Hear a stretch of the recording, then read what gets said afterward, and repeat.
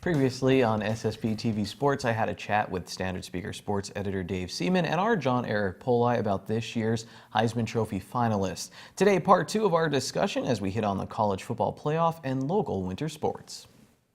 What I'd like what the college football playoff does, what I feel they do, is they don't just look at numbers. I mean, that's part of it, but I think there's coaches in that room. They look at these teams on film and they say, hey, we feel these are the top 4 teams without a doubt in the country. I think maybe the Heisman should do that a little bit too. So you think they got the top 4 teams right? Yeah, I do think they, just based on what happened last year with Penn State. I mean, same argument. You know, you had 2 losses. You had a big loss in conference play. People forget Penn State lost that game to Michigan when they were, banged up. They were injured. And, they lost that game by 39 points, I believe. But Michigan was a top 5, top 10 team at that time. The team Ohio State lost to Iowa wasn't ranked at the time. Yeah, granted, it's a tough place to play. Penn State found that out, but Penn State was able to win at Iowa, and Ohio State didn't just lose at Iowa. They lost by 31 points, 55-24. So obviously it came down to that game, and if Ohio State even plays a competitive game against Iowa, I think they're right in the running with Alabama, but they didn't look good in that game, and that stuck. And again, late in the season, it left a lot of impression on the committee. So final college football playoff rankings. Notre Dame comes in at number 14 as we're talking about teams with tough schedules. John, fair? I mean, 3 losses. They did have the 3 losses, but they played one heck of a tough schedule. And they did get beat pretty bad by Miami. Yeah, you can't put a 3-loss team in a. I mean, now there's more 3-loss teams than, but in a situation like that, there's all those teams in those Power 6, is that what they refer to? The New Year's 6 games. New Year's 6, that's it. They deserve to be there. They're all 10-2. They're in big conferences. I mean, maybe Central Florida. Central Florida's undefeated, though. I mean, you got to tip your hat to an undefeated team. They got that right. Notre Dame's in a good spot there against LSU, and I mean, hopefully they get the win there, because if not, Brian Kelly might not have a job next year. It's a very, very good possibility. So, Dave, the Standard Speaker continues their winter sports preview through this Friday? Yes, they'll be continuing to the opening day of the season, which is Friday. Dave, as you're doing these previews, what stood out to you? I mean, storylines, you look at the Mono area girls basketball team may be ready for another run. MMI with Philip Byriel have, a big talent there as well. What really stood out to you? There are 2. Those are definitely 2 of the storylines. Mono area girls, they're at the position where they were, a couple decades ago when they won state championships or were competing for district championships every year under Joe Alansky.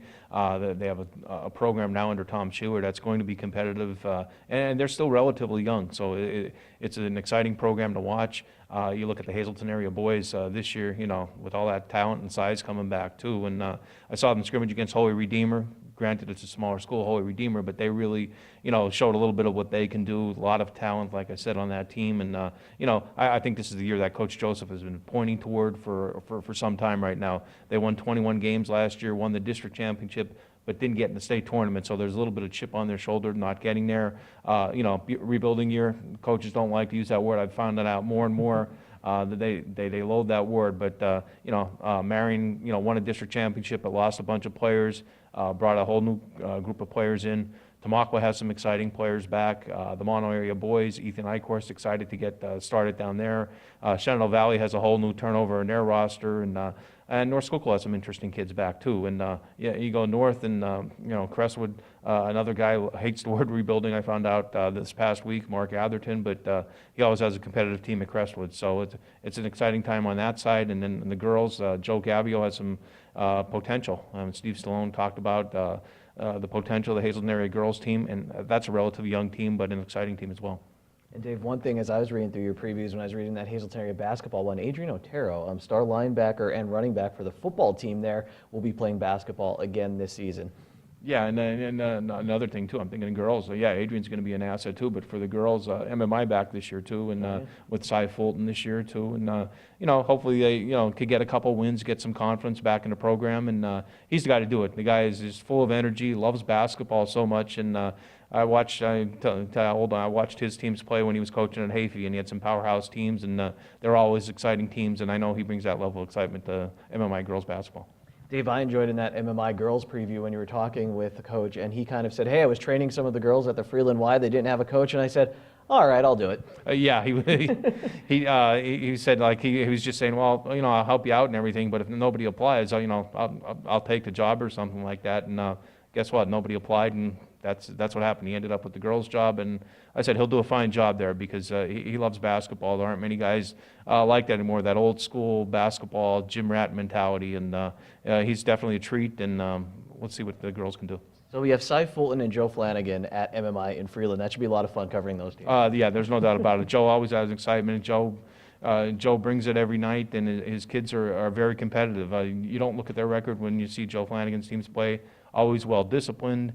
They know what they're doing offensively, and now they have that big man in Philip Byreal in the middle, who he could be a force. A 6'8", legitimate 6'8" kid who's still learning the game too, and he's only going to get better.